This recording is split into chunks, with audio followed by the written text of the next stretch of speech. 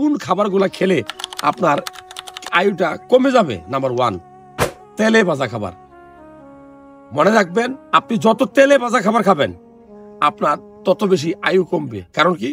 অতিরিক্ত তেল আপনার পেটের ভিতরে, লিভারের ভিতরে চর্বি জমাবে, রক্তের কোলেস্টেরল বাড়বে। আলটিমেটলি কি? Fatty liver, liver cirrhosis, cancer, এবং রক্তে কোলেস্টেরল মানে আপনি স্ট্রোক। সো আপনি এই খাবারটা বয়কট করতে হবে। আর নাম্বার 2, খুব গুরুত্বপূর্ণ, আমরা অনেকেই প্রচুর লবণযুক্ত খাবার খাই। লবণ খাওয়াটা একটা অভ্যাস।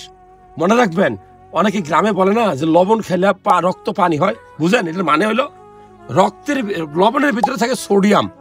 যত বেশি লবণ আপনি খাবেন, কাঁচা লবণ খাবেন, আপনার রক্তের পরিমাণটা বাড়বে। কারণটা কি?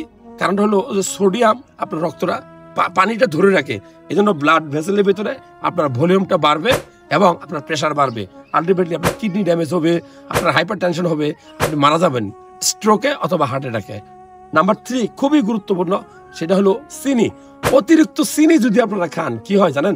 আপনার ওজন বাড়বে, ওয়েট গেইন হবে। যত বেশি ওজন হবে তত বেশি আপনার হার্ট অ্যাটাক, ব্রেন স্ট্রোক এবং ডায়াবেটিস হওয়ার সম্ভাবনা বাড়বে।